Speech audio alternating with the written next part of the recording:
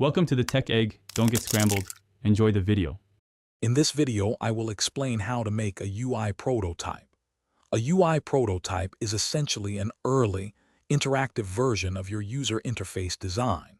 It allows you to visualize how users will interact with your product and gather valuable feedback early on. This crucial step helps refine your design, identify potential issues, and ensure a smooth user experience before committing significant development resources. We will cover the entire process, from initial concepts to final testing. The prototyping process typically involves three key stages.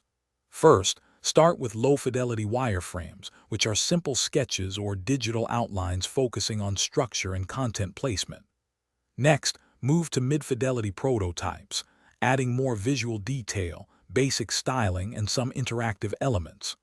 Finally, create high-fidelity prototypes that closely resemble the final product, offering a rich, interactive experience for comprehensive testing.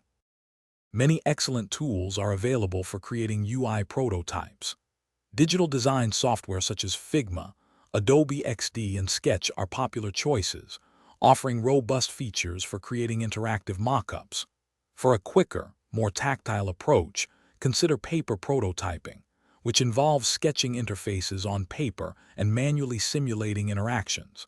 This method is incredibly fast and cost-effective for early concept validation with minimal effort. Once your prototype is ready, the next critical step is user testing. Observe how real users interact with your design, noting any points of confusion or difficulty.